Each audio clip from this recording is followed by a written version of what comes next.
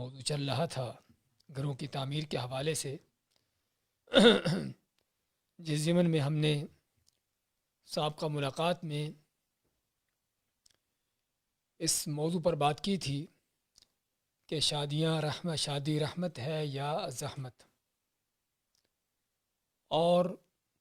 اس میں سے ہم نے اس بات کا بیان کیا تھا کہ شادیاں رحمت کیسے بنتی ہیں، کہ جب ایک مسلمان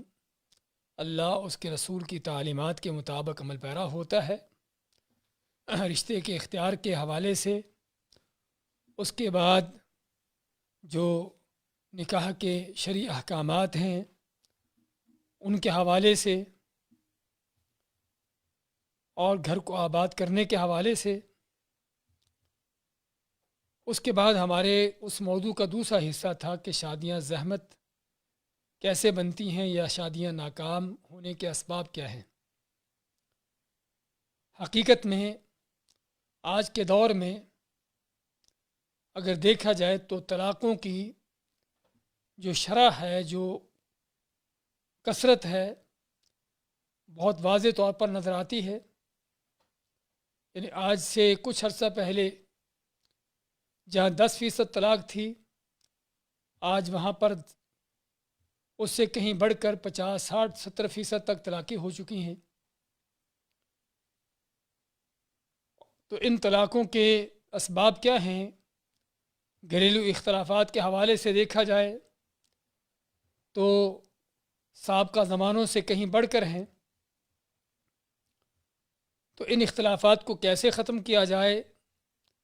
طلاقوں کی یہ ریشو، یہ پرسنٹیج جو ہے، اس کو کس طرح کم کیا جائے، حقیقت میں یہ پوری امت کا المیہ ہے اور پوری دنیا کا یہ مسئلہ ہے۔ اگرچہ ہم قوم کو یا پوری دنیا کو تو تبدیل کرنے سے قاصر ہیں، لیکن اپنے گھر کو، اپنے خاندان سے اگر ہم اصلاح کا یہ سلسلہ شروع کریں تو اللہ کے فضل توفیق سے کافی اصلاحات کے موقع مل سکتے ہیں۔ چنانچہ اس ضمن میں جس طرح ہم نے شادی رحمت کے حوالے سے ذکر کیا تھا کہ سب سے پہلے شریک حیات کی اس کا اختیار، وہاں سے یہ سلسلہ شروع ہوتا ہے۔ تو جس طرح وہاں پر اچھا اور نیک شریک حیات اختیار کرنے سے آگے زندگی سنورتی ہے اور شادیاں رحمتیں بنتی ہیں، اس کے برعکس یہاں پر شریک حیات کا جو معیار اس سے الگ ہوتا ہے کہ یہاں پر مال دیکھا جاتا ہے، عہدہ دیکھا جاتا ہے، منصب، ڈگری، خوبصورتی، خاندان، ان چیزوں کو مد نظر رکھا جاتا ہے۔ اور جس چیز کی ہم کو ہمارے دین نے تعلیم دی ہے، فاظفر بذات الدین، کہ دین اور اخلاق کو ترجیح دینے کا، اس کو نظر انداز کیا جاتا ہے۔ تو چنانچہ جب شادی مال سے ہوتی ہے، شادی کسی عہدے منصب سے ہوتی ہے اور کسی ڈگری خوبصورتی سے ہوتی ہے، اور پھر وہ ڈگری کام نہیں آتی جب وہ عہدہ منصب جو ہے انسان کے اس کی ضرورت کے مطابق نہیں ہوتا، تو پھر وہ حالات خراب ہوتے ہیں، شادیاں ناکام ہوتی ہیں۔ یعنی دوسرے الفاظ سے یہ کہیے کہ آج ہمارے بہت سے لوگوں کی شادیاں، رشتے ناطے جو ہیں، مرد کا ہو یا عورت کا ہو، وہ کسی مرد عورت سے نہیں ہوتا، بلکہ مال سے ہوتا ہے، عہدے ڈگری سے ہوتا ہے، جاب سے ہوتا ہے، ان چیزوں سے رشتہ ناطہ ہوتا ہے۔ اور یہ حقیقت ہے۔ ہم جانتے ہیں یا سننے میں ایک شخص کے بارے میں کہ جو آدمی بالکل ایک گھٹیا لائن میں کام کرنے والا تھا، لیکن اس نے وہاں سے ایک اچھا کمایا، اور اچھا مال کما کر لینڈ کروزر گاڑی خریدتا ہے، اور اپنے آپ کو ڈاکٹر شو کرتا ہے. تو چنانچہ ڈاکٹر ہے اور نیچے لینڈ کروزر گاڑی ہے تو رشتے تو آئیں گے. تو چنانچہ لینڈ کروزر گاڑی سے شادی کر دی گئی. تو جب لینڈ کروزر گاڑی سے شادی ہوتی ہے اور اللہ کے فضل سے لڑکی جس کی شادی ہوتی ہے وہ تھوڑی سمجھدار تھی. جب وہ اپنے خاوند کے ساتھ بیٹھی، بات چیت شروع ہوئی، تو بات چیت سے پتہ چلا کہ یہ تو ڈاکٹر معلوم نہیں ہوتا. پوچھا کہ اپنی اصلیت بتاؤ کہ تم کون ہو. تو اس نے بتا دیا کہ میں کون ہوں. میں صرف ایک مثال دے رہا ہوں، اس طرح کے ایک نہیں بلکہ ہزاروں واقعات کہ جہاں پر صرف مال دیکھا جاتا ہے، صرف کوئی عہدہ دیکھا جاتا ہے چاہے وہ جھوٹ کا کیوں نہ ہو. تو سب سے پہلے ناکامی کا آغاز یہاں سے ہوتا ہے کہ جب رشتے ناطے کا معیار ہی صرف دنیا ہو، دین کو، آخرت کو، اللہ کو نظر انداز کر دیا گیا ہو، تو پھر وہاں پر ناکامیوں کے سوا اور کچھ نہیں ہوتا.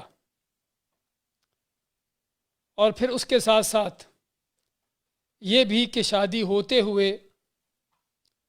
ہمارے ہاں کیا کیا قباحتیں ہوتی ہیں، کیا کیا ایسے معاملات ہوتے ہیں کہ جس سے اللہ کی رحمتیں اٹھتی ہیں اور بلکہ لعنتیں پڑتی ہیں اور اللہ کی طرف سے خیر و برکات ختم ہو جاتی ہیں. اس میں مہندی کی رسم، بارات کی رسم، مہندی کی رسم کے اندر کیا کیا فضول خرچیاں ہوتی ہیں اور کس کس انداز سے غیر شرعی کام ہوتے ہیں، مرد عورتوں کے مخلوط محفلوں کے، گانے موسیقی کے اور اس طرح کی چیزوں کے. اور اسی طرح بارات صرف نہیں بلکہ ہمارے ہاں شادی بیاہ میں بے شمار ایسی رسومات ہیں کہ جو اسلام کے سراسر خلاف ہیں. چنانچہ ہماری قوم کا، ہمارے لوگوں کا تعلق زیادہ ہندوؤں سکھوں کے ساتھ رہا ہے، تو بہت سے خصوصاً گھریلو معاملات، معاشرتی معاملات میں ان قوموں کے رسم و رواج جو ہے ہم مسلمانوں میں جو ہے وہ سرایت کر گئے ہیں. تو چنانچہ بارات کی رسم، اب بارات یہ خالص ہندوانہ رسم کہ جس کا اسلام سے دور کا بھی کوئی تعلق نہیں. لیکن آپ دیکھیے آپ کے ملکوں میں کون سی شادی نکاح ہے جو اس کے بغیر ہوتا ہو. اور صرف اس کے بغیر ہی نہیں بلکہ ان باراتوں پر کیا کیا لاکھوں بلکہ کروڑوں بلکہ اربوں کے اخراجات ہوتے ہیں، اور لڑکی والوں کو کس انداز سے لوٹا اور کھایا جاتا ہے. اور جس کے بارے میں اللہ تعالیٰ کا فرمان وَلَا تَأْكُلُوا أَمْوَالَكُمْ بَيْنَكُمْ بِالْبَاطِلِ کہ آپس میں ایک دوسرے کے مال باطل طریقوں سے نہ کھاؤ. حقیقت میں ہم صاف طور پر کہیں گے کہ بارات میں باراتیں لے کر جانا اور لڑکی والوں کے گھر سے کھانے کھانا حقیقت میں مال کا باطل طریقے سے کھانا ہے. خالص ہندوانہ رسم. ہمیں کوئی ایک مثال دے دے نبی کریم صلی اللہ علیہ وسلم کی جتنی شادیاں نکاح ہوئے کوئی اس میں بارات گئی. آپ کے زمانے میں دور میں صحابہ اکرام کی شادیاں نکاح ہوئے کو اس میں باراتیں جاتی ہیں. اور صرف باراتیں ہی نہیں، پھر اس میں مزید بھی ہندوانہ رسم و رواج جو ہوتے ہیں، وہ سیرے باندھنے والے اور طرح طرح کے اس طرح کے اور قباحتیں، پھر کس کو بلانا ہے، کس کو چھوڑنا ہے، اور کیا کیا اس میں ناراضگیاں پیدا ہوتی ہیں. اور حتیٰ کہ ایسی ناراضگیاں کہ جو زندگی بھر جاری اور ساری رہتی ہیں کہ اس نے فلاں نے ہم کو دعوت نہیں دی، ہم کو بلایا نہیں، ہم کو چھوڑ دیا. تو جب کام ہی غلط ہے تو یقینی طور پر اس کے نتائج بھی سارے غلط ہوتے ہیں. اور پھر اس کے ساتھ ساتھ جہیز کی لعنتیں اور بعض شبہ پیدا کرتے ہیں. سید فاطمہ رضی اللہ تعالیٰ عنہ کے حق مہر کا کہ حضرت علی رضی اللہ تعالیٰ نے ان کو، یعنی کہ آپ صلی اللہ علیہ وسلم نے جو ہے ان کو رخصت کرتے ہوئے کچھ جہیز دیا، اس میں بستر تھا، کچھ چارپائی تھی، کوئی اس طرح کی چند چیزیں تھیں، لیکن یہ نہیں دیکھتے کہ اس جہیز کی حقیقت کیا ہے۔ اور پہلی بات تو اس کو جہیز کا نام دینا ہی غلط ہے کہ یہ وہ چیزیں تھیں جو رسول کریم صلی اللہ علیہ وسلم نے جو فاطمہ رضی اللہ تعالیٰ کا حق مہر تھا اس سے خریدی تھی۔ آپ حضرت علی کو کہتے ہیں کہ جاؤ فاطمہ کے لیے کوئی حق مہر کا انتظام کرو، انہوں نے کہا کہ میرے پاس تو کچھ نہیں ہے۔ تو آپ میں کہ جی تمہارے پاس جو وہ زرہ ہے، تو کیا کرتے ہیں کہ حضرت عثمان کو جا کر زرہ بیچتے ہیں، تو اس سے جو ان کو رقم ملتی ہے آپ صلی اللہ علیہ وسلم کو حق مہر کے طور پر لا کر دیتے ہیں، اور آپ اس سے جو ہے حضرت فاطمہ کے لیے بستر اور ان چیزوں کا انتظام کرتے ہیں۔ یعنی یہ نہیں کہ آپ نے ان کو جہیز دیا تھا، وہ حضرت علی رضی اللہ تعالیٰ کا دیا وہ حق مہر ہی تھا کہ جس سے ان کے گھر کی چند ضروریات خریدی گئی تھی۔ تو اس کا مطلب یہ ہوا کہ آپ کے زمانے میں کوئی حق مہر نام کی چیز نہیں ہے۔ ہاں ویسے خامد باپ جو ہے اپنی بیٹی کو گھر سے رخصت کرتے ہوئے کوئی چھوٹے موٹے تحفے تحائف دے دے تو کوئی بڑی بات نہیں ہے، لیکن ہمارے ہاں جو جہیز کی یہ لعنت برس رہی ہے کہ جہاں پر بیٹیاں بیٹھی بیٹھی بوڑھی ہو جاتی ہیں، صرف ماں باپ شادی کیوں نہیں کر سکتے کہ جہیز دینے کے لیے مال نہیں ہے، اور جو کرتے بھی ہیں وہ کیا کیا قرضے اٹھا کر کرتے ہیں کہ زندگی بھر ان کے قرضے پورے نہیں ہوتے، ان کے قرضے نہیں اترتے، اور یہی شادی کی ناکام ہونے کی سب سے بڑی ایک وجہ ہے کہ جب گھر میں آنے والی عورت وہ جو گھر میں سامان لے کر آئی ہے جہیز کا، اس کو پتہ ہے کہ میرے باپ نے کیا کیا قرض اٹھائے ہیں اور کن قرضوں کے نیچے دب کر اس نے یہ ساری چیزیں مہیا کی ہیں، اور نہ کہ صرف تحفے کے طور پر دی ہیں، بلکہ کمینگی کی انتہا یہ ہے کہ جب خامد یا لڑکے کے گھر والے لسٹیں بنا کے لے کے جاتے ہیں کہ ہم کو یہ کچھ چاہیے، اور جو دینے کے لیے تیار ہوتا ہے اس کو اس کا رشتہ لے لیا جاتا ہے، اور جو اس لسٹ کو قبول نہیں کرتا اس کا رشتہ چھوڑ دیا جاتا ہے۔ اور پھر شادی کیسے کامیاب ہو کہ جب عورت دیکھتی ہے اپنے خامد کو کہ جس برتن میں کھانا کھا رہا ہے وہ میرے باپ کا دیا ہوا برتن ہے، جس بستر پر سو رہا ہے وہ میں لے کر آئی ہوں، اور گھر کے اندر اور کوئی ضرورت کی کوئی استعمال کی چیز جو خامد کر رہا ہے وہ میں لے کر آئی ہوں، یعنی اس نکھٹو خامد کا اس گھر میں کردار کیا ہے؟ تو جب بیوی کا یہ معاملہ ہوگا، الرجال قوامون علی النساء، اللہ تعالیٰ نے جو فطری نظام رکھا ہے کہ مرد جو ہیں وہ عورتوں کے اوپر حاکم اور ذمہ دار ہیں، ان کے سرپرست ہیں۔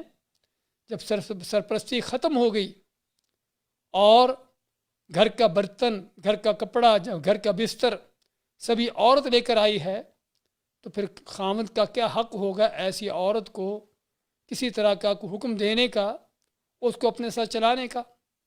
وہ لازماً عورت سر چڑھے گی اور اس کا دماغ خراب ہوگا۔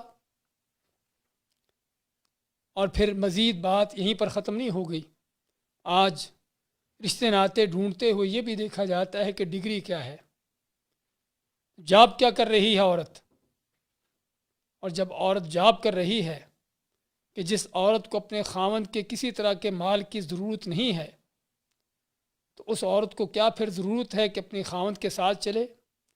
اس کی اطاعت کرے؟ تو یہاں پر بگاڑ پیدا ہوتے ہیں۔ یہ ہیں جو شادیوں کے ناکام ہونے کے اسباب ہیں کہ جہاں پر اس طرح کی غلط رسومات کو ہم نے خود جو ہے وہ اپنے سروں پر سوار کر رکھا ہے۔ اور پھر بعض معاشروں میں، بعض ماحولوں میں حق مہر کا معاملہ، ہاں کہیں پر تو حق مہر جو ہے وہ اتنا گھٹیا، بیکار اور اتنا کم ہوتا ہے کہ اس سے چوزا بھی نہیں خریدا جاتا، چیز ہے کہ کوئی 20-25 سال کی عورت جو ہے اس کو گھر میں لے کر آؤ، اور اس کو ہمارے گمراہ کن ملاؤں نے شرعی حق مہر کا نام دے رکھا ہے، اور یہ پتہ نہیں کون سی شریعت ہے۔ اللہ کے نبی صلی اللہ علیہ وسلم کے حق مہر تو ایسے نہیں تھے، اور نہ ہی صحابہ کرام کے دور میں ایسے حق مہر ہوتے تھے۔ ہاں، اس دور میں ہر آدمی اپنی حیثیت کے مطابق حق مہر دیتا تھا، چاہے وہ لوہے کا چھلا ہوتا یا کوئی ہزاروں لاکھوں درم دینار کی شکل میں ہوتا، بلکہ اللہ تعالیٰ کیا فرماتا ہے، وَآتَيْتُمْ إِحْدَاهُنَّ قِنطَارًا، کہ تم کسی کو سونے چاندی کا ڈھیر بھی دے دو حق مہر کے طور پر تو تب بھی اللہ نے اس کی اجازت دی ہے۔ تو بات کرے تھے اجازت ہونے کی حد تک انسان کی خامد کی حیثیت کو دیکھا جاتا ہے، لیکن بعض ماحول معاشروں میں حق مہر کے بھی ایسی قباحتیں پائی جاتی ہیں کہ جہاں پر باقاعدہ طور پر شرطیں رکھی جاتی ہیں کہ اتنا حق مہر طلب کیا جاتا ہے کہ جو خامند یا اس کے باپ یا اس کے گھر والوں کے ان کی طاقت استطاعت سے باہر ہوتا ہے، اور پھر وہ قرضے اٹھا کر حق مہر دیتے ہیں، اور خامند جب بیوی کو دیکھتا ہے تو اس کو اپنا قرض یاد آتا ہے۔ تو پھر آپ خود تصور کریں کہ ایسا خامند جو ہے اس کے دل میں بیوی کی کیا حیثیت ہوگی کہ جو بیوی اس کے لیے وبال جان بن گئی، اور ممکن ہے زندگی بھر اور زندگی کے کئی سال تک وہ صرف حق مہر کا قرض ہی اتارتے اس کے گزر جائے،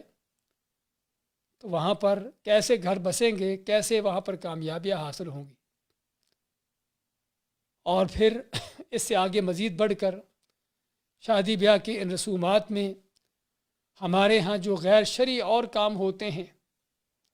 کہ جہاں پر گانے، میوزک اور ڈانس مجرے اور ویڈیو فلمیں بنتی ہیں، کہ جہاں پر مرد عورتوں کی مخلوط، ان کی مکس گیدرنگ، اور یہ سبھی چیزوں کو جو ہے ایک خوشی کا موقع، کہ شادی کی بات ہے، شادی کا موقع ہے، خوشی کا موقع ہے، کوئی بات نہیں، حتیٰ کہ 5 وقت کے صرف نماز نہیں بلکہ تہجد گزار بھی جس کے ہاتھ میں ہر وقت تسبیح ہوتی ہے، ایسے موقعوں پر ان کے دین کا بھی جنازہ نکلا ہوتا ہے۔ حالانکہ نبی کریم صلی اللہ علیہ وسلم نے ایسی دعوت میں جانے سے ہی منع کیا کہ جہاں پر کوئی غیر شرعی کام ہو، نہ کہ اس طرح کی بیہودیاں جا کر خود کریں۔ عبداللہ بن مسعود کے بارے میں آتا ہے، ان کو ولیمے کی دعوت ملتی ہے، جب ولیمے میں جاتے ہیں تو وہاں پر جا کر دیکھتے ہیں کہ صرف ایک تصویر لگی ہوئی ہے، فوٹو لگا ہوا ہے گھر میں، وہیں اٹھ کر واپس ہو جاتے ہیں۔ لوگوں نے پوچھا کیوں جا رہے ہو؟ تو فرماتے ہیں کہ نبی کریم صلی اللہ علیہ وسلم نے ہم کو منع کیا ہے کہ ہم ایسی دعوت میں شریک ہوں کہ جہاں پر کوئی غیر شرعی کام ہوتے ہوں۔ یہ تھا صحابہ کرام کا انداز کہ پہلی بات تو کوئی برائی کا کام کرنا نہیں، اور اگر کہیں پر ہوتا بھی ہے تو وہاں پر شرکت نہیں کرنی، یا تو کم از کم اس برائی کو روکنا ہے، اگر رکی نہیں تو وہاں سے نکل آنا ہے۔ لیکن آج ہم دیکھتے ہیں بڑے بڑے مولوی صاحب اور بڑے بڑے واعظ اور دائی اور سارے پگڑیاں باندھ کر اور بڑے چوڑے ہو کر ایسی محفل و مجلسوں میں بیٹھے ہوتے ہیں جہاں پر ہر طرح کی بیہودگی، بے پردگی،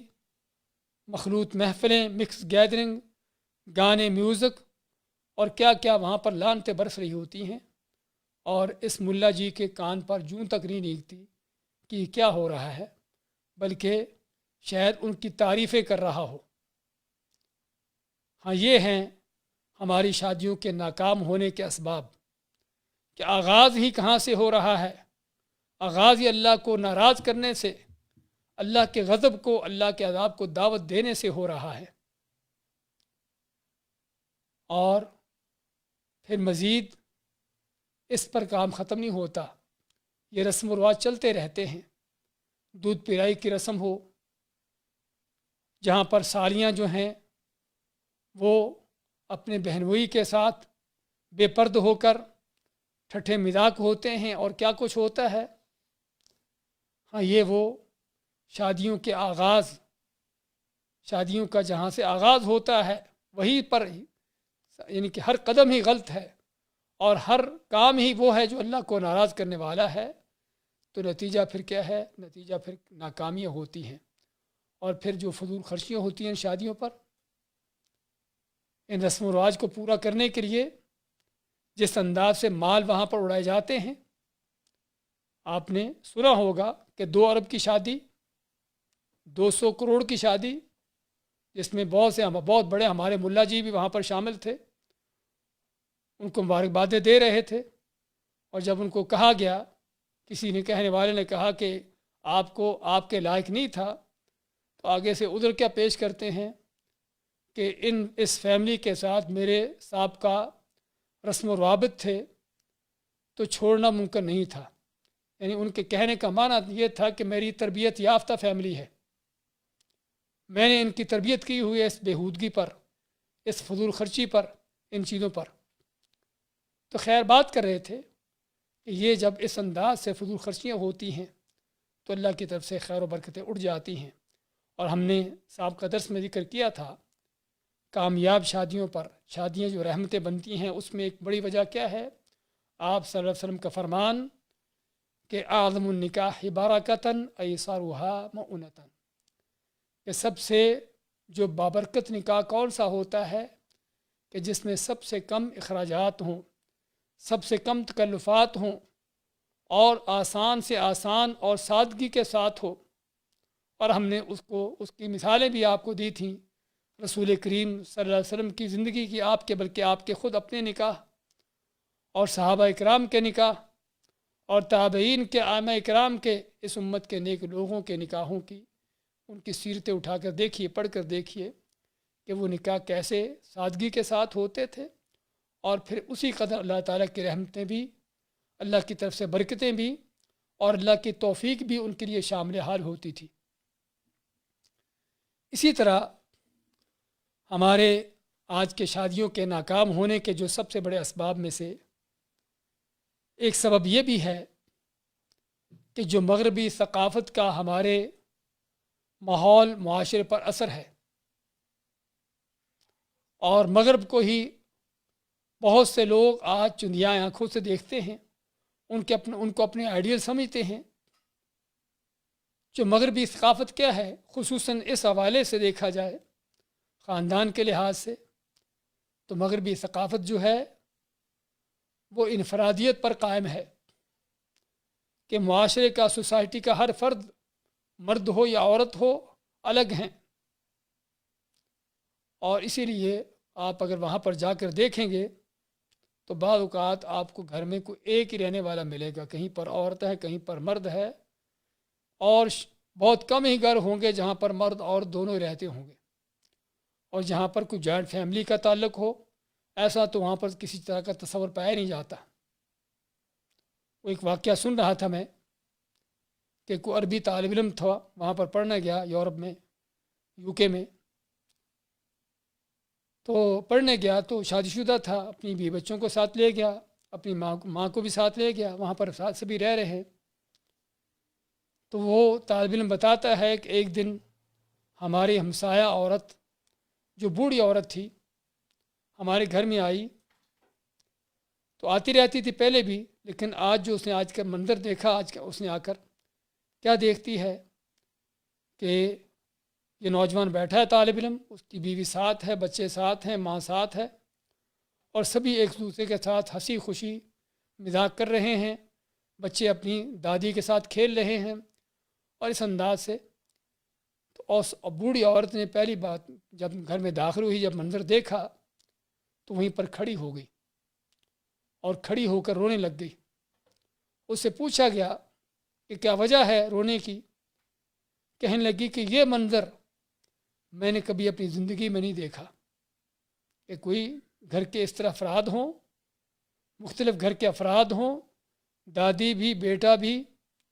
اور اس کے پوتے بھی، اس کی بہو بھی، سبھی ایک ساتھ بیٹھے ہوں ہنسی خوشی اس انداز سے. کہتی ہمارے معاشرے میں اس طرح کا منظر دیکھنے کو نہیں ملتا.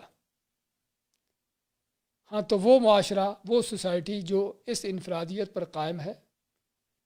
اس لیے ان کے گھر بھی سنگل روم ہوتے ہیں، گاڑیاں بھی چھوٹی جس میں ایک یا دو آدمی بیٹھنے والے ہوں، اور کھانے بھی کیا ہے، برگر ہے، سینڈوچ ہے، جو ایک ہی آدمی کے کھانے کا ہوتا ہے۔ اور ہمارے معاشروں کی اللہ کے فضل توفیق سے اس کے برعکس آپ کو ایسا ہے کہ جو بریانی کی صرف ایک پلیٹ تیار کرتا ہو، حلوے کی یا اور کھانے کی کوئی ایک پلیٹ تیار کرتا ہو، اللہ کے فضل سے پورے گھر کا کھانا بنتا ہے اور پورا گھر وہاں پر اس کھانے کو کھاتا ہے۔ اور گھر بھی کوشش ہوتی ہے بہتر سے بہتر، بڑے سے بڑا بنانے کا، جس میں جوائنٹ فیملی رہ سکے۔ اور گاڑیاں بھی اللہ کے فضل توفیق سے خصوصاً عرب معاشروں کے اندر، آپ اگر کبھی گلف میں دیکھو، کویت میں یا سعودیہ میں یا بحرین میں بھی، تو جی ایم سی ہوتی ہے، اس میں خامد چلا رہا ہوتا ہے، اس کے ساتھ اس کی 2-3 بیویاں بیٹھی ہوتی ہیں، اور پیچھے ماشاءاللہ کو 15-20 بچے ماشاءاللہ بیٹھے ہوتے ہیں۔ پتہ چلتا ہے کہ واقعی ہی کوئی سوسائٹی ہے، کوئی معاشرہ ہے۔ تو ہم اللہ کے فضل توفیق سے یہ اس امت مسلمہ کے فرد ہیں، لیکن آج جب ہمارے لوگوں نے مغرب کی تقلید کی، ان کافروں کی تقلید کی، اور ہر کام میں تقلید کی، حتیٰ کہ اس کام کے اندر بھی، تو اس مغربی ثقافت کا پھر اثر کیا ہے کہ خامد الگ، بیوی الگ، ماں باپ کا کچھ پتہ نہیں وہ کہاں ہوتے ہیں، اور اولاد کہیں اور اس انداز سے تو ایک شادیوں کی ناکامی کی سب سے بڑی وجہ آج مغربی ثقافت کا ہمارے ماحول معاشرے پر جو اثر ہے۔ اسی طرح بہت سے وہ دھوکے اور وہم ہیں کہ جس میں ہماری شادیاں ناکام ہوتی ہیں۔ وہ کیا ہیں کہ بعض اوقات انگیجمنٹ ہوتی ہے، منگنی ہوتی ہے، اور لڑکا لڑکی اس منگنی کے بعد ہی ان کی ملاقاتیں شروع ہو جاتی ہیں، موبائل پہ باتیں شروع ہوتی ہیں، ملاقاتوں کا آگے سلسلہ چلتا ہے، اور پھر ایک دوسرے کے ساتھ اٹھنا بیٹھنا، گھومنا گھمانا شروع ہو جاتا ہے۔ حالانکہ شرعی طور پر یہ بالکل غلط ہے، کیونکہ ابھی تک وہ ایک دوسرے کے نکاح میں نہیں شامل ہوئے، ابھی تک شرعی طور پر نکاح کا عقد جو ہے وہ قائم نہیں ہوا کہ جو ایک دوسرے کے لیے وہ خاوند بیوی کا رشتہ ان کا قائم ہوا ہو۔ لیکن بعض بے حیا قسم کے ماحولوں کے اندر یہ چیزیں ہوتی ہیں، تو اس کا نتیجہ کیا ہے؟ ہاں، نکاح سے پہلے، شادی سے پہلے یہ ملاقاتیں جو ملاقاتیں ہوتی ہیں، اور ملاقاتیں ہوتی ہیں ظاہری بات ایک عارضی ملاقات ہے، گھنٹے کی، آدھ گھنٹے کی، چند منٹ کی، اور پھر جب ملاقاتیں ہوتی ہیں ان ملاقاتوں کے اندر ڈائیلاگ اور طرح طرح کے ایسے تحفے تحائف ایک دوسرے کے ساتھ، اور باتیں بھی ایک دوسرے کے ساتھ ایسی ہوتی ہیں کہ جو پھر شادی کے بعد الگ ہو جاتی ہیں، مختلف ہو جاتی ہیں۔ یعنی وہ ظاہری اور نمائشی کشش جو شادی سے پہلے ایک دوسرے کو نظر آتی ہے، لڑکے کو لڑکی میں اور لڑکی کو لڑکے کے اندر، اب شادی کے بعد کیا ہوتا ہے؟ پہلے ملاقاتیں تھیں، اور شادی کے بعد اب وہ عملی دنیا میں قدم رکھتے ہیں کہ جہاں پر ایک گھر میں ان کو ایک ساتھ رہنا ہوتا ہے۔ اور انسانی فطرت ہے کہ ملاقاتوں کے حوالے سے آدمی جب چند منٹ کی ملاقات ہوتی ہے تو اپنے آپ کو بہتر سے بہتر بنانا، باتوں کے انداز کو دوسروں کے ساتھ اپنی ڈیلنگ کو بہتر سے بہتر انداز سے پیش کرنا، یہ کوئی بڑی بات نہیں ہے۔ اور یہ سبھی ہم جانتے ہیں کہ عارضی ملاقاتوں کے اندر انسان دوسروں کے سامنے کتنا اچھا بن کے اس کو دکھا دیتا ہے، اور کس طرح لوگ بھی اس کے سامنے اچھے بن کے نظر آتے ہیں۔ لیکن جب وہ شادی کے بعد عملی دنیا میں قدم رکھتے ہیں اور ایک گھر میں ان کو باقاعدہ طور پر رہنا ہوتا ہے، اور بعض اوقات دن کا لمبا حصہ ایک ساتھ گزارنا ہوتا ہے، تو وہ ملاقاتوں کا جو ظاہری نمائشی اور عارضی کشش کا سلسلہ تھا وہ اب ختم ہو جاتا ہے۔ وہاں پر جو ڈائیلاگ تھے، اب یہاں پر تو مستقل رہنا ہے، اب وہ چیزیں بعض اوقات بالکل ہی ختم ہو جاتی ہیں اور بعض اوقات کم ہوتی ہیں۔ تو یہاں پر پھر جب دونوں خاوند بیوی ایک دوسرے کے اندر یہ تبدیلی دیکھتے ہیں کہ پہلے تو لمبے وقت دیے جاتے تھے، بڑے بڑے لمبے فون ہوتے تھے، اور بڑے بڑے ڈائیلاگ اور میسیجز آتے تھے، اب وہ ساری چیزیں کہاں چلی گئی؟ وہ سبز باغ جو دکھائے جاتے تھے وہ کہاں چلے گئے؟ تو اب وہ جو ہے ایک دوسرے کو دھچکا لگتا ہے کہ میرے ساتھ تو دھوکہ ہوا. اور بات صرف یہیں پر نہیں بلکہ غلط بیانیاں بھی ہوتی ہیں، جس طرح کہ ہم نے پہلے مثال دی ہے کہ بعض اوقات خاوند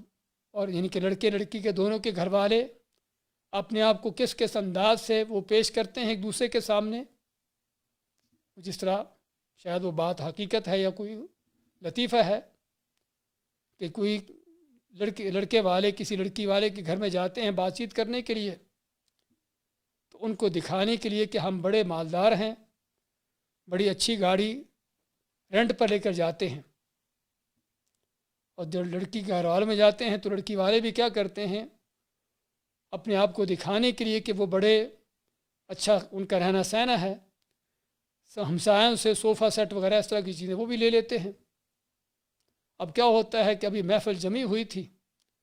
تو ساتھ ہی ہمسایوں کی طرف سے لڑکا آیا پیغام دینے کے لیے ہمارے بھی مہمان آ گئے ہیں، تو امی کہہ رہی کہ ہمارا صوفہ سیٹ واپس کر دو. ادھر سے جو گاڑی رینٹ پر لے کر گئے تھے لڑکے والے، تو وہ گاڑی کا ڈرائیور کہنے لگا کہ ہمارا ٹائم پورا ہو گیا ہے، چلو واپس چلیں. تو ایسے جب بھانڈے پھوٹتے ہیں بعض اوقات تو وہیں پر پھوٹ جاتے ہیں، اور بعض اوقات شادی کے بعد پھوٹتے ہیں. وہ ظاہری اور وقتی نمائش جو ہے وہ جب ختم ہو جاتی ہے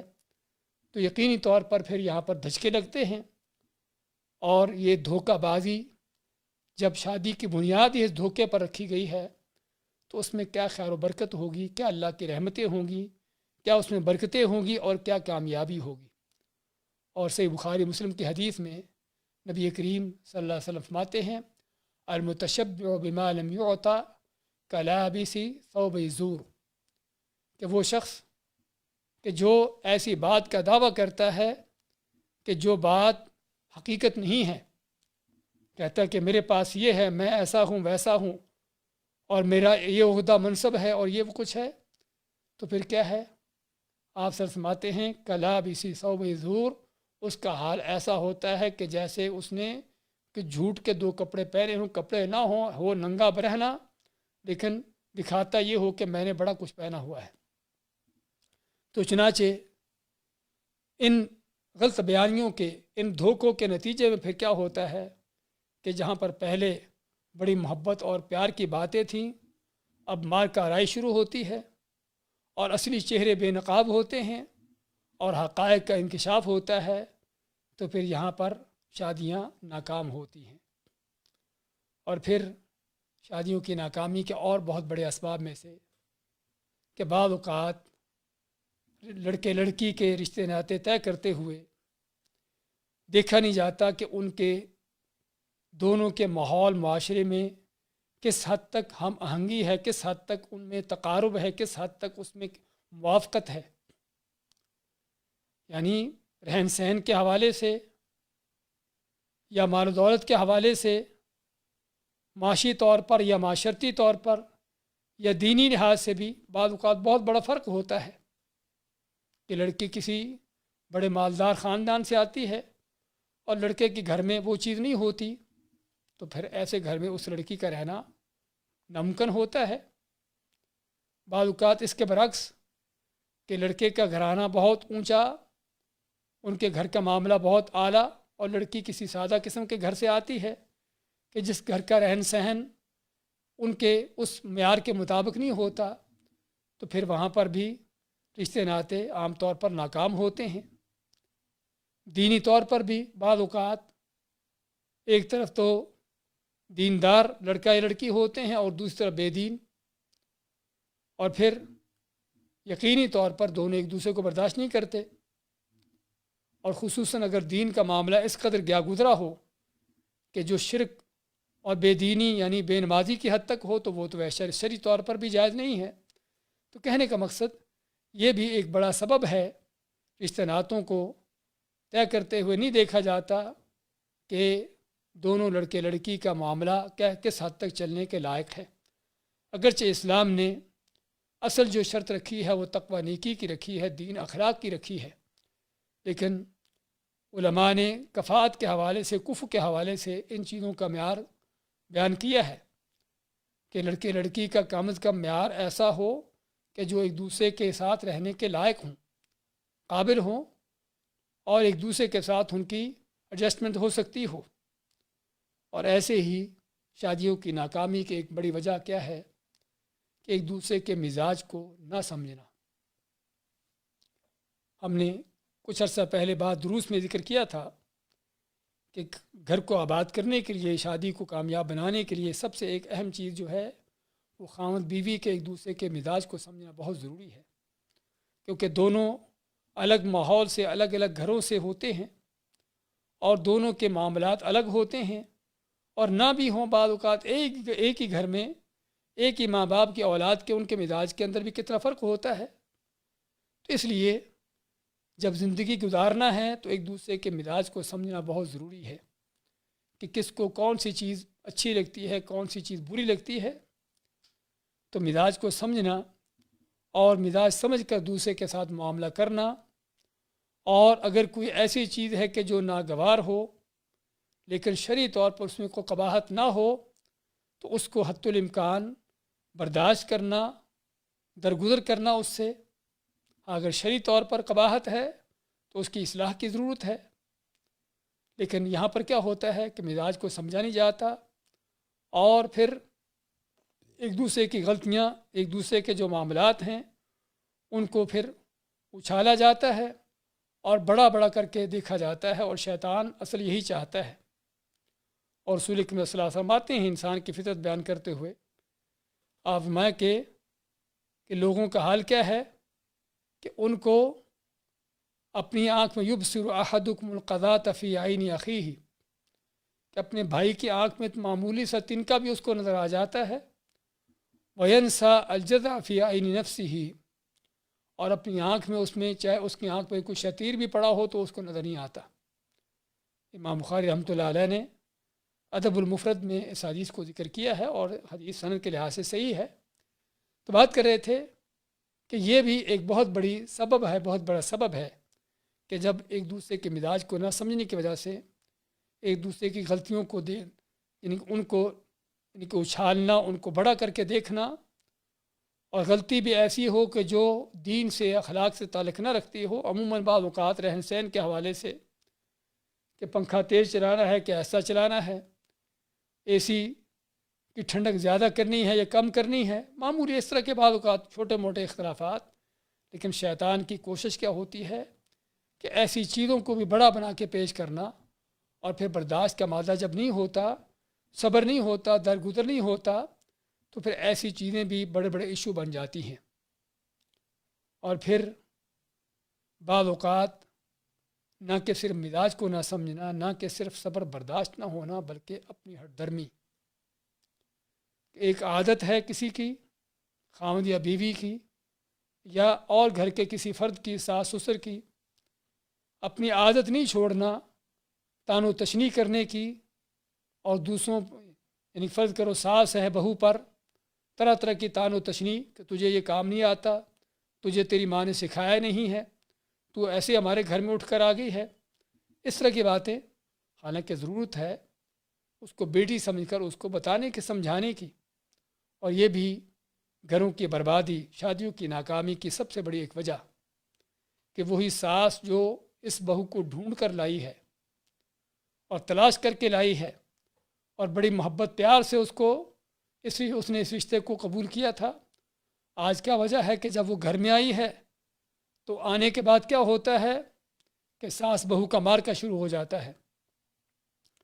ساس کی کوشش ہوتی ہے آنے والی بہو کو لونڈی بنانے کی، اور آنے والی بہو کی کوشش ہوتی ہے گھر کی مالکہ بننے کی۔ تو چنانچہ جب یہ مارکا شروع ہوتا ہے اور دونوں کی کوششیں ایک دوسرے کے بالکل برعکس ہیں، تو پھر نتیجہ کیا ہوتا ہے؟ نتیجہ گھروں کی بربادی اور شادی کی ناکامی اور شادی خانہ بربادی، یہ اس کا نتیجہ ہوتا ہے۔ اور پھر اسی طرح سے جس طرح کے شادیوں کو کامیاب بنانے کے لیے حقوق کی ادائیگی ضروری ہے، تو اس کے برعکس کیا ہے کہ جب حقوق کی ادائیگی نہیں ہوتی، جب ایک دوسرے کے حقوق کو پامال کیا جاتا ہے، ان کے حقوق کو نظر انداز کیا جاتا ہے، ہر فرد چاہتا ہے کہ میرا حق مجھے مل جائے، لیکن دوسرے کا نہیں دیکھا جاتا کہ اس کا کیا حق ہے۔ تو یہ وہ ظلم ہے کہ جو جہاں پر بھی ہو، کسی گھر میں ہو، کسی بستی شہر میں ہو، کسی ملک میں ہو، کسی علاقے میں ہو، تو جہاں پر یہ ظلم شروع ہو جاتا ہے، پھر اللہ کی طرف سے خیر و برکتیں ایسی قوم سے، ایسے گھر سے نکل جاتی، اٹھ جاتی ہیں۔ تو ظلم کا نتیجہ جو ہے، عربی میں جس طرح کہا جاتا ہے عاقبۃ الظلم وخیمہ، الظلم ظلمات یوم القیامہ، جس طرح کہ آپ صلی اللہ علیہ وسلم کا فرمان ہے کہ ظلم جو ہے وہ قیامت کے دن کے بھی اندھیرے ہیں اور اس سے پہلے دنیا کے بھی اندھیرے ہیں۔ تو کوئی شک نہیں کہ ایک دوسرے کے حقوق کو پامال کرنا، کہ جہاں پر ہر فرد جس کا حق نہیں مل رہا وہ سمجھتا ہو کہ میرے ساتھ زیادتی ہو رہی، میرے ساتھ ظلم ہو رہا ہے، تو چنانچہ جب اس کو بھی موقع ملتا ہے پھر وہ بھی اپنے اس ظلم کا بدلہ لینے کی کوشش کرتا ہے، اور نتیجہ کیا ہے؟ نتیجہ جو ہے وہ اس گھر کی بربادی ہے، اس شادی کی ناکامی ہے، اور پھر اس کے ساتھ ساتھ یہ بھی کہ گھروں کے ماحول کیا ہیں۔ ہم نے ذکر کیا تھا گھروں کی آبادی کے حوالے سے، گھروں کی تعمیر کے حوالے سے، کہ اس میں سب سے بڑا جو پہلو ہے گھروں کو آباد کرنے والا، کہ اس میں اللہ کا ذکر ہو، اللہ کا دین ہو، دعاؤں کا اہتمام ہو، قرآن کے پڑھنے کا اہتمام ہو، نمازوں کا اہتمام ہو، کہ گھر کی بنیاد اللہ کے دین پر، تقوی ایمان پر رکھی گئی ہو۔ لیکن جب اس کے برعکس گھروں میں شیطان بستے ہوں، وہاں پر فلمیں ڈشیں اور گانے میوزک بجتے ہوں، وہاں پر اس طرح کی بےہودگی چلتی ہو، تو پھر جہاں سے رحمتوں کے فرشتے نکل جائیں، جہاں شیطانوں کا بسیرا ہو، تو پھر آپ خود تصور کریں کہ اس گھر کا حال کیا ہوگا، اس خاوند بیوی کا حشر کیا ہوگا، اور نتیجہ ایسے گھروں کا کیا ہوتا ہے، وہی کہ ان کی بربادی کے سوا اور کچھ نہیں ہوتا۔ اس لیے اسی طرح جو ایک بہت بڑا شادیوں کو ناکام کرنے کا ایک سبب ہے، وہ بعض شر پسند لوگوں کا گھر کے معاملات میں دخل اندازی کرنا، چاہے وہ گھر کے افراد میں سے ہو کوئی، یا باہر کے افراد میں سے۔ گھر کے افراد سے مراد بعض اوقات گھر کا کوئی فرد، ساس ہو یا سسر ہو، نند ہو، کوئی بھابھی ہو، کوئی دوسی ہو، گھر کا کوئی فرد جو ہے وہ لگائی بجائی کر رہا ہے، خاوند بیوی کے درمیان بجائے اختلافات کو ختم کرنے کے اور ان کو ہوا دینے کی کوشش میں ہے۔ اور بعض اوقات ایسے شرپسند قسم کے لوگ باہر سے آتے ہیں، رشتہ داروں کی شکل میں، دوست احباب کی شکل میں، سہیلیوں کی شکل میں، کہ جو آ کر ایسی ایسی چیزیں، ایسے ایسے معاملات چھوڑنا ان کا کام ہوتا ہے کہ جس سے سننے والے کو پتہ چلے کہ میں تو بڑا مظلوم ہوں، مجھے تو میرا حق نہیں مل رہا۔ تو نتیجہ کیا ہوتا ہے کہ جب وہ کوئی شخص محسوس کرتا ہے کہ اس پر ظلم ہو رہا ہے، اس پر زیادتی ہو رہی ہے، اور دوسرے لوگ کس قدر عیاشی میں ہیں، کس قدر ریل پیل میں ہیں، تو نتیجہ کیا ہے؟ نتیجہ پھر اختلافات ہوتے ہیں، دلوں کی نفرتیں، دوریاں ہوتی ہیں، اور شیطان کے رستے پھر یہاں پر کھلتے ہیں۔ اور اسی طرح ہم نے جس طرح ذکر کیا ہے فضول خرچی کا، اس کے ساتھ ساتھ یہ بھی کہ اللہ کے دیے ہوئے پر قناعت نہ ہونا، کفایت نہ ہونا، سمجھنا کہ جو ملا ہے کافی نہیں ہے، خاوند بیوی پر اکتفا نہ کرے، بیوی خاوند پر اکتفا نہ کرے، اور اکتفا نہ کرنے کا معنی کب ہوتا ہے؟ اسی وقت ہوتا ہے کہ جب ایک دوسرے کے حقوق نہیں دیے جاتے، جب ایک دوسرے کے ساتھ وہ جو محبت کا رشتہ اللہ نے اس تعلق سے رکھا ہے، جب وہ نہیں ہوتا، خاوند کو بیوی سے مطلوبہ محبت نہیں ملتی، تو پھر اوروں کو دیکھتا ہے۔ بیوی کو جب خاوند سے وہ مقصد حاصل نہیں ہوتا جو ملنا چاہیے، تو پھر اس کی نظریں اوروں کی طرف اٹھتی ہیں، اور خصوصاً آج کے سوشل میڈیا کا دور، اور سوشل میڈیا کا بھی ہماری گھروں کو برباد کرنے میں اور شادیوں کو ناکام کرنے کا سب سے بڑا ایک ذریعہ ہے، کہ جہاں پر فلمیں ڈرامے بنتے ہی اس بنیاد پر ہیں کہ کیسے بیوی جو ہے خاوند پر چڑھائی کرے، اور کیسے خاوند جو ہے بیوی کو یعنی کہ اس کو زیر کرے، اور کیسے ساس جو ہے وہ بہو کو جو ہے اس کو اپنے ڈنڈے کے نیچے لگا کے رکھے اور کیسے بہو جو ہے وہ ساس کو جو ہے نچائے. یا آج کل کے ڈرامے فلمیں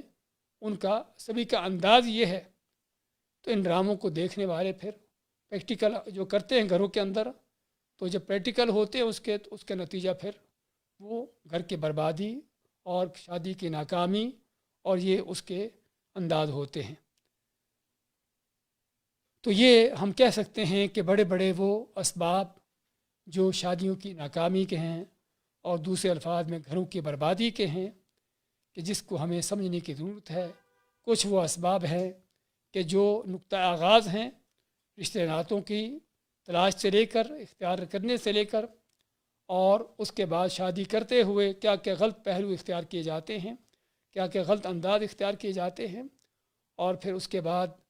مزید جو گھر کے ماحول کے حوالے سے طرح طرح کے وہ غیر شرعی کام اور قرآن و سنت کے خلاف یعنی کہ تعلیمات ان کی تعلیمات کے خلاف چلنا اور شیطانی ماحول پیدا کرنا، اختلافات کو آگے بڑھانا اور برائیوں کو اچھالنا اور ایک دوسرے کی باتوں کو برداشت نہ کرنے کا مادہ ہونا اور پھر ایک دوسرے کے خلاف مار کا آرائی، یہ ساری وہ بڑے بڑے اسباب ہیں کہ جو شادیوں کے ناکام ہونے کے ذرائع اس کے اسباب بنتے ہیں. اللہ سے دعا ہے کہ اللہ تعالیٰ ہمیں شیطان کے شر سے محفوظ رہنے کی اور اپنے دین کے مطابق اپنے گھروں کو اور رشتہ ناتوں کو نبھانے کی چلانے کی توفیق عطا فرمائے. بارک اللہ فیکم و جزاکم اللہ خیر.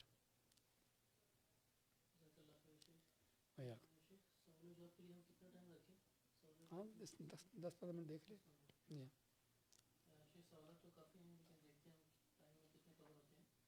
پہلا سوال شیخ ساتھی کا ہے کہ آپ نے رشتے ناتے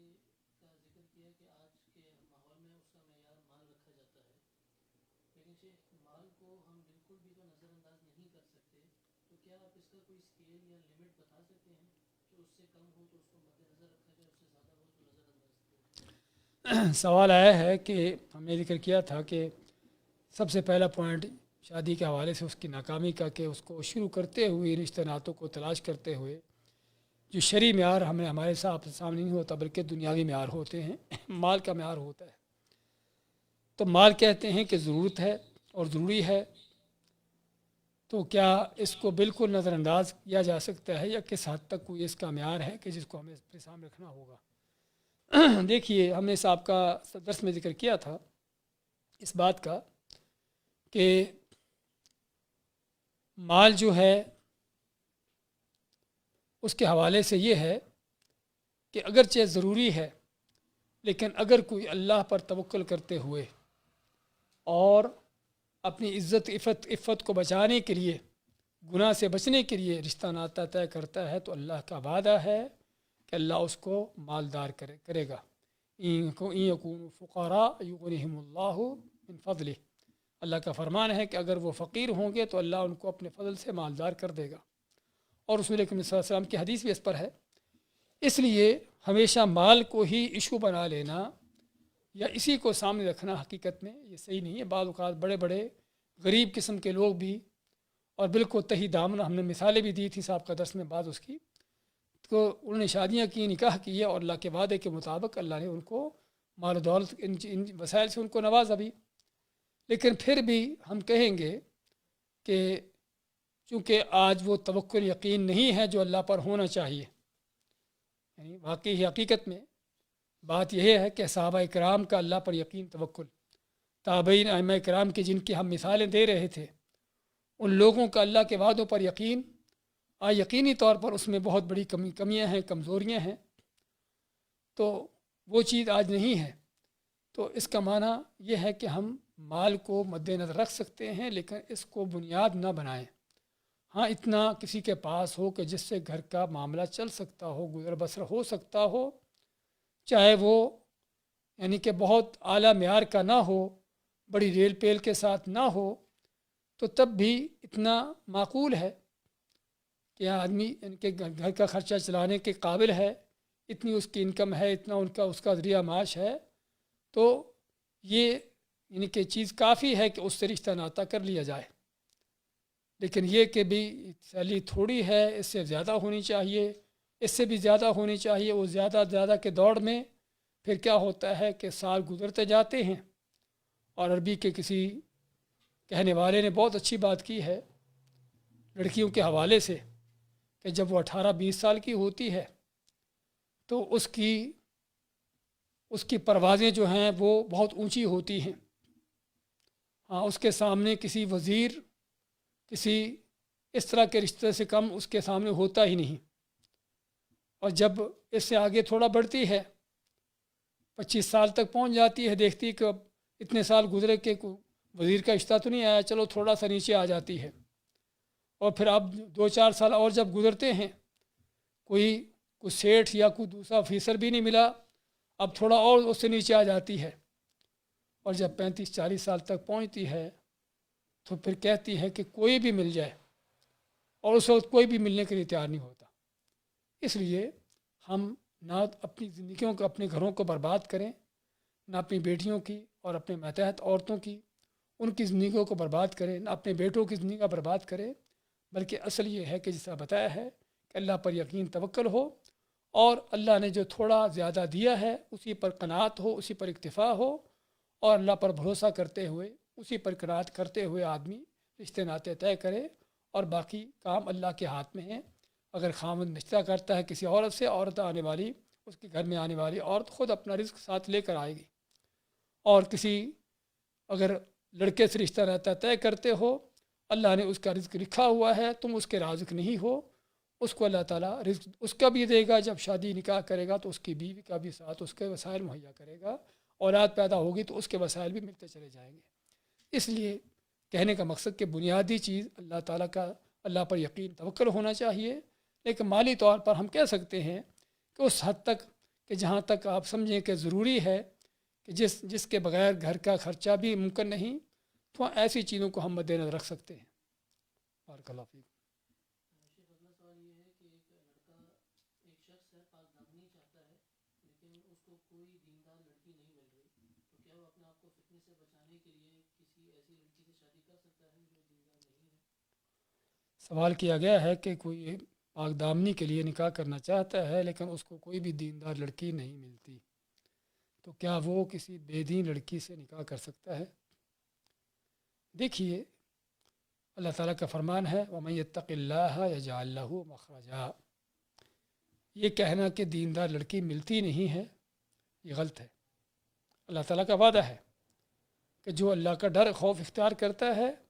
اللہ اس کے لیے ضرور کوئی راستہ نکالتا ہے. وَيَرْزُقْهُ مِنْ حَيْثُ لَا يَحْتَسِبُ. اس کو وہاں سے دیتا ہے جہاں سے اس کا وہم و گمان بھی نہیں ہوتا.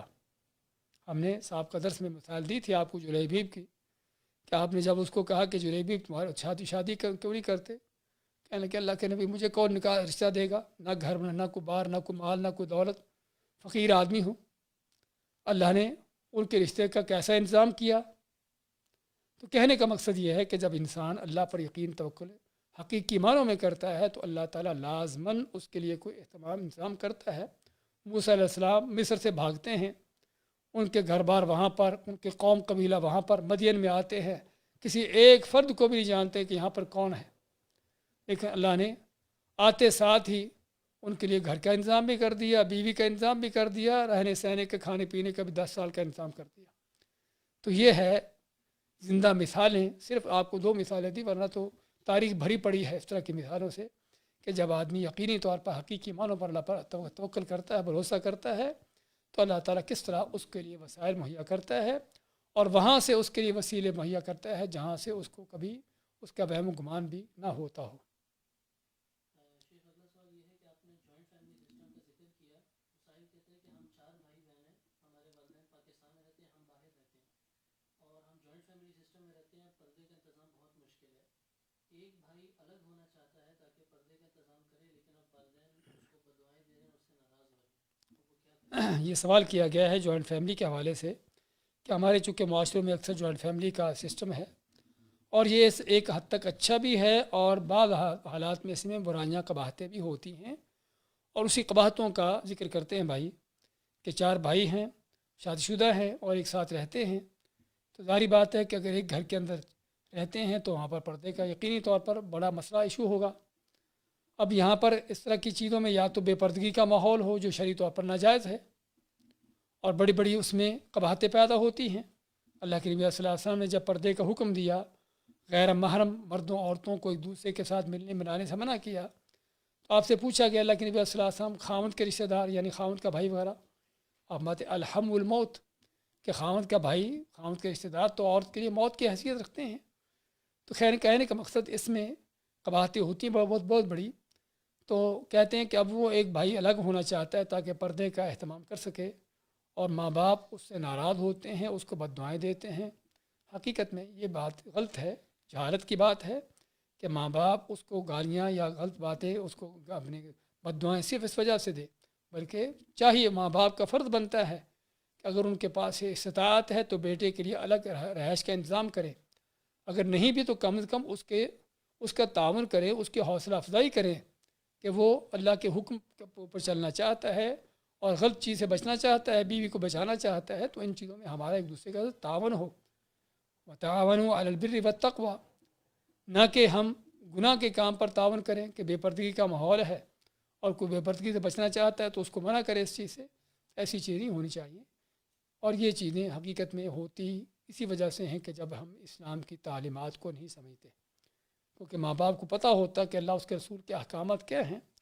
تو ناممکن تھا کہ ایسے بیٹے کو بد دعائیں دیتے یا برا کہتے کہ جو صرف پردے کی وجہ سے الگ ہونا چاہتا ہے۔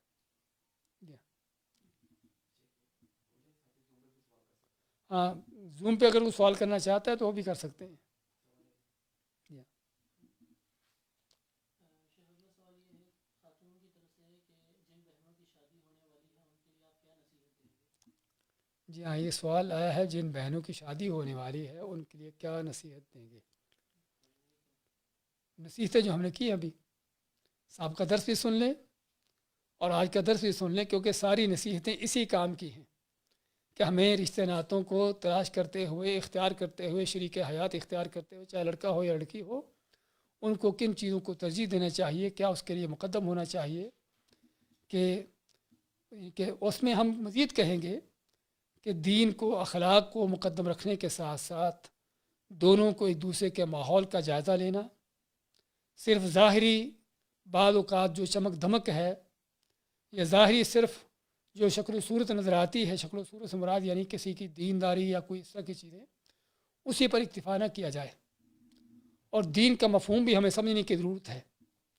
بہت سے لوگ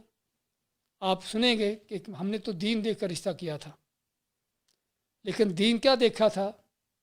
کہ صرف فرض کرو لڑکا یا لڑکی نماز پڑھتے تھے، یا لڑکی ہے تو پردہ کرتی تھی، یا اور کوئی اس طرح کا دین کا کوئی ماحول ہے تھوڑا بہت، لیکن اس سے آگے بڑھ کر ان کے اخلاق و کردار کیسے ہیں اور ان کا اٹھنا بیٹھنا رہن سہن کیسا ہے، یہ دین کے جو نماز کی شکل میں یا پردے کی شکل میں یا داڑھی کی شکل میں کسی اس طرح کی شکل میں نظر آتا ہے، کیا اس دین کا حقیقی معنوں میں بھی اس کے اوپر اثر ہے؟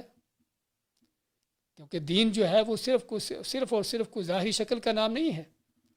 دین اخلاق ہے، کردار ہے، اللہ کا تقوی ڈر ہے، کہ جس کی بنیاد پر آدمی اس کی ہر چیز پھر اللہ کے حکم کے مطابق ہوتی ہے۔ لیکن ہمارے ہاں بعض اوقات دین ہوتا ہے صرف ایک فیشن کے انداز سے، لیکن اگر وہی دیندار جس کو سمجھا جاتا ہے تھوڑا سا اس کی گہرائی میں جا کر دیکھو، اس کے اندر جا کر دیکھو، تو پتہ چلتا ہے کہ وہ صرف دین کی ایک ظاہری شکل و صورت تھی اور اندر وہ کھوکھلا تھا۔ اس لیے ایک اہم جو تنبیہ کرنا چاہوں گا اس مناسبت سے، اس سوال کی مناسبت سے، وہ یہ ہے کہ صرف ظاہری شکل و صورت کو، ظاہری چمک دمک کو اور نمود و نمائش کو صرف نہ دیکھا جائے، بلکہ کوشش کی جائے حقیقی طور پر حالات کو جاننے کی، اور اس کے لیے آس پاس کے ان جن لوگوں کے ساتھ اس لڑکی کا رہنا سہنا ہے یا ان کے گھر والوں کا اٹھنا بیٹھنا ہے، ان کے ساتھ بات چیت کر کے ان سے معلومات لینے کی کوشش کی جائے، تاکہ حقیقی معنوں میں دین کا، اخلاق کا جو صحیح تصور ہے وہ سامنے آ سکے۔ بارک اللہ۔ ہاں جی قاسم بھائی کیا سوال ہے؟ جی وعلیکم السلام ورحمۃ اللہ وبرکاتہ۔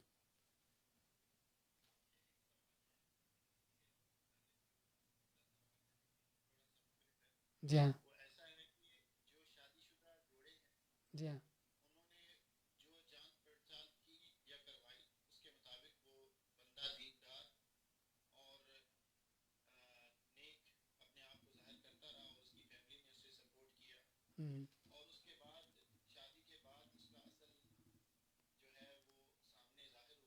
جی ہاں اور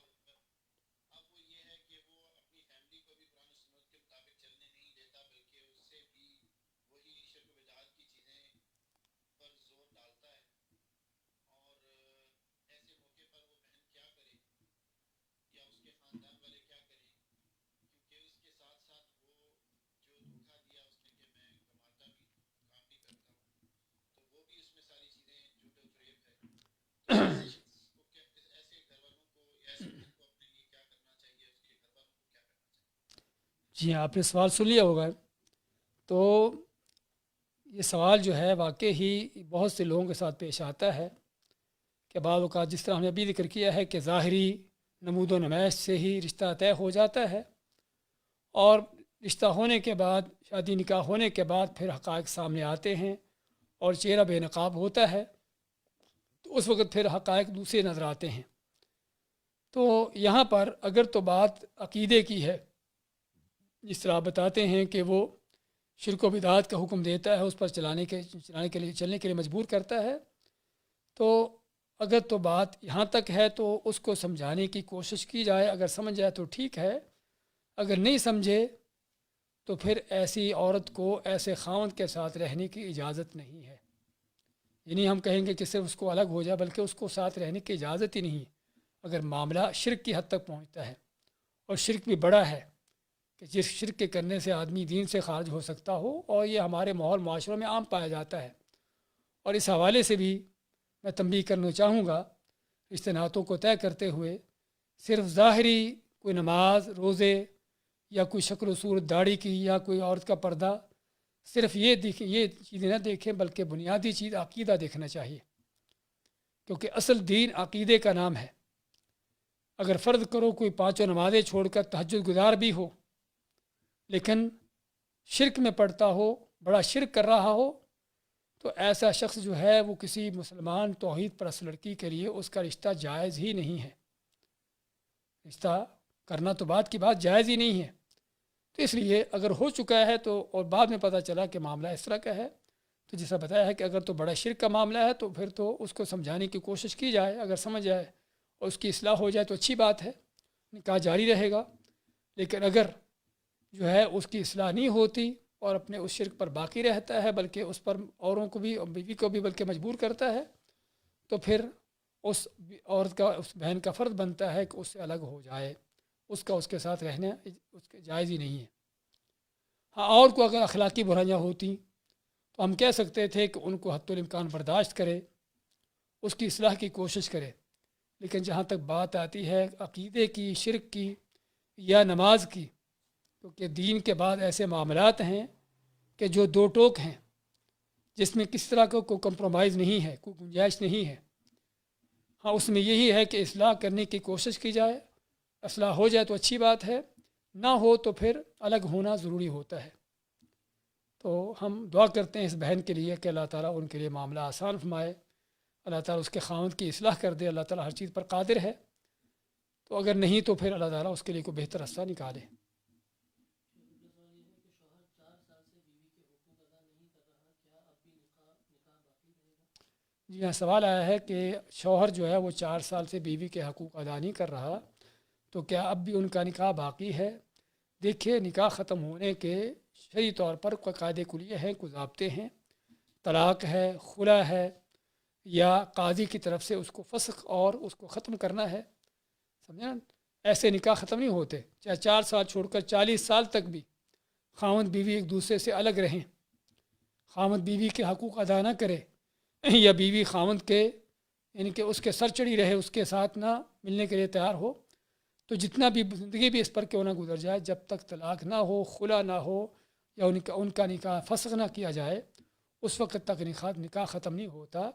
بلکہ بعض اوقات خاوند جو ہے بیوی سے الا کر لیتا ہے. الا کا معنی کہ قسم کھا لیتا ہے کہ میں اس کے پاس نہیں جاؤں گا. تو وہاں پر بھی قرآن کریم نے جو حد رکھی ہے وہ 4 مہینے کی رکھی ہے، کہ 4 مہینے کے بعد خاوند کو جو ہے بیوی کے ساتھ اپنے تعلقات کو قائم کرنا ہوگا. اگر نہیں کرتا تو قاضی پھر فیصلہ کرے گا، یا تو دونوں کو الگ کرنے کا، یا پھر خاوند کو جو ہے بیوی سے تعلقات قائم کرنے کا. تو یہ ہے تو یعنی کہنے کا مقصد اس حالت میں بھی ان کو ایک دوسرے سے الگ نہیں ہوں گے کہ جب تک وہ قاضی ان کا الگ ہونے کا فیصلہ نہیں کرے گا، یا خاوند طلاق نہ دے گا، یا بیوی خلا نہ لے گی. تو ایسے جو ہے نکاح ختم نہیں ہوتا صرف ایک دوسرے سے الگ رہنے سے. بارک اللہ فیکم. جی ہاں. اگر کوئی شادی کرنا چاہتا ہے لیکن گھر والے کہے کہ پہلے بڑے بہن بھائی کی شادی ہو جائے پھر آپ کی، اس وجہ سے وہ انسان غلط راہ پر چل پڑا تو اصل گناہگار کون ہوگا؟ جی ہاں، یہ سوال بھی بڑا اہم سوال ہے اس موضوع پر، خصوصاً کہ بعض اوقات کوئی بڑے بہن بھائی ان کا رشتہ ناتا نہیں ہوتا، چھوٹے کا ہو جاتا ہے، یا چھوٹے کے لیے کوئی رشتہ ملتا ہے. لیکن ہمارے بعض خاندانوں کے اندر ایک جہالت کیا چلتی ہے کہ جب تک بڑے کا نہیں کریں گے چھوٹے کا نہیں کرنا، اور خصوصاً لڑکیوں کے حوالے سے. اور اس کی وجہ کیا بیان کہتے ہیں کہ اگر چھوٹی لڑکی کا کر دیا، چھوٹی بیٹی کا کر دیا، بڑی کو چھوڑ دیا تو پھر اس کا ہوگا ہی نہیں. اس لیے کہ لوگ یہی سمجھیں کہ بڑی اسی چھوٹی چھوڑی گئی ہے کیونکہ اس میں کوئی نہ کوئی کمی ہے. اور یہ حقیقت میں جہالتیں ہیں ساری. ایسی چیزیں نہیں ہونا چاہیے، نہ تو لوگوں کی سوچ فکر ایسی ہونی چاہیے، اور نہ لڑکی لڑکے کے گھر والوں کی ایسی سوچ فکر ہونی چاہیے. آپ صلی اللہ علیہ وسلم کا فرمان ہم نے آپ کو پچھلے درس میں سنایا تھا. آپ کا فرمان کیا ہے؟ اذا آتاکم ممن ترضون دینہ وخلقہ فزوجوہ، کہ جب تمہارے پاس کوئی ایسا شخص آ جائے کہ جس کا دین اخلاق پسند ہو، یعنی پسندیدہ ہو اسلام کی نظر سے، تو اس سے نکاح شادی کر دو. آپ نے اس میں کوئی شرط نہیں رکھی کہ وہ بڑے کے بعد ہو یا بڑے سے پہلے ہو، یا اس طرح کی کوئی شرط نہیں رکھی. تو اس لیے کسی کا بھی رشتہ نہ آتا ہے، بڑی بیٹی کا آتا ہے، چھوٹی کا آتا ہے، بڑے بیٹے کا آتا ہے، چھوٹے کا آتا ہے. اصل یہ ہے کہ اللہ نے تمہارے لیے رستہ مہیا کیا ہے، ایک چیز کی آسانی کی ہے. تو اللہ تعالیٰ کی اس نعمت کو قبول کرو اور اس چیز کو ضائع نہ کرو. اگر وہ مناسب ہے تو صرف بڑوں چھوٹوں کے چکر میں بیٹھ کر نہ اپنے آپ کو مصیبتوں میں ڈالو، اور نہ ہی اولاد کی زندگیاں برباد کرو، اور نہ ان کو گناہوں میں ڈالو. جس طرح ذکر کیا ہے سوال میں کہ اگر لڑکا لڑکی اس طرح کے معاملات میں لیٹ ہونے کی وجہ سے، شادی نکاح نہ ہونے کی وجہ سے کہ وہ لیٹ ہو جاتے ہیں اور نکاح نہیں ہوتے اور کسی گناہ کا ارتکاب کرتے ہیں، تو اس گناہ میں ماں باپ جو ہے برابر کے شریک ہیں. نہ سمجھے کہ ہمارے سے کوئی تعلق نہیں، بلکہ وہ برابر کے شریک ہیں کہ جنہوں نے صرف اپنی انا کی وجہ سے، غلط فہمی کی وجہ سے اور غلط رسم کی وجہ سے جو ہے ان کی شادی نکاح کو بلا وجہ لیٹ کیا رکھا. بارک اللہ فیکم، جزاکم اللہ خیر، وصلی اللہ وسلم علی نبینا محمد.